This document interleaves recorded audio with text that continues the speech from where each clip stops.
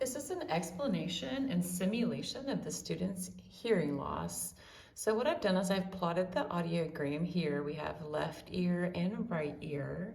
And now this computer is going to sort of flip that audiogram upside down to help us understand it in a different way. So now we're looking at soft sounds at the bottom, loud sounds at the top. And these marks are the thresholds, which means that's where the student could just barely hear those tones. So what I really like about this is that it calculates the speech intelligibility index. So for the left ear, when he's not wearing hearing aids, he's getting about 22% of speech sounds.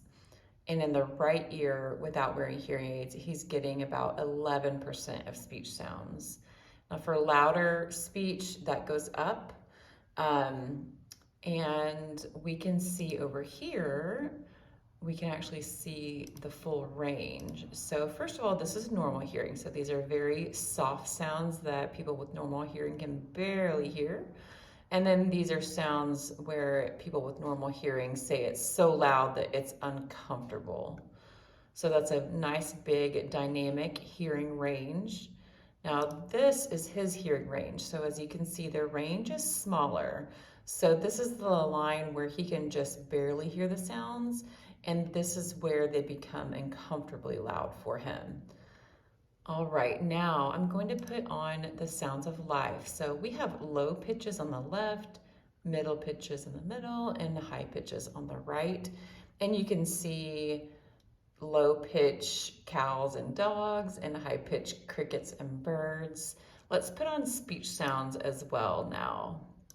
So for speech sounds, we want all of these to be heard by the child, obviously, and we're still looking at his unaided. So when he's not wearing his hearing aids, he's only going to be hearing these sounds in the blue shaded area on the left ear and the red shaded area in the right ear.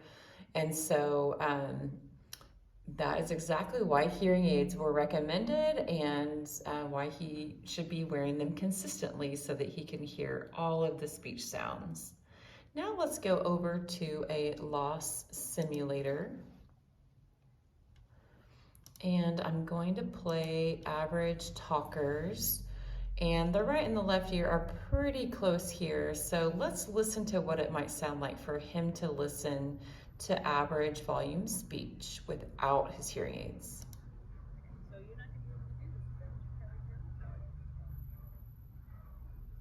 Okay, that is actually playing. I can barely hear it, and there's some background noise in here right now. Now I'm going to play what it probably sounds like for him when he does wear his hearing aids. You're telling Bill? I'm telling you that's probably what I'm going to do. Is not do it. You're just going to sit here and listen? Yes. Tell me about work. So much How was improved. your day? I don't want to talk about work. Here's normal. The less I talk about work, the better I feel, especially on my day off. Okay, so you're not going to be able to do... So you can tell with normal, it's a really full sound. Even when he does wear his hearing aids, he's not quite at the normal level. And so it is really important to remember to use communication strategies. We actually hear with our brains, and there's a lot of what we call top-down processing.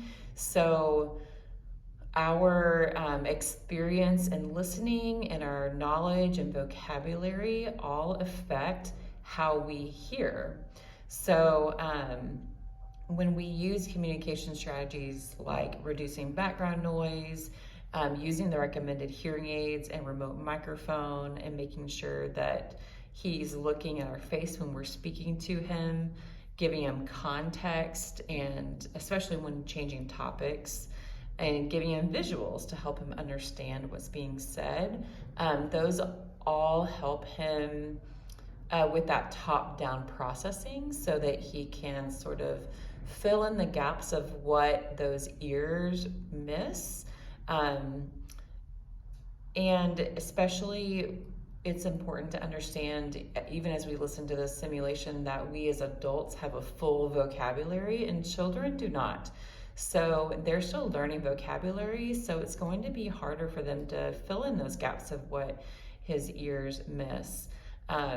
So in speaking of vocabulary, especially anytime new vocabulary is introduced in class, it'd be great to have those visually so that he definitely understands the entire word and not just maybe the half of the word that he heard.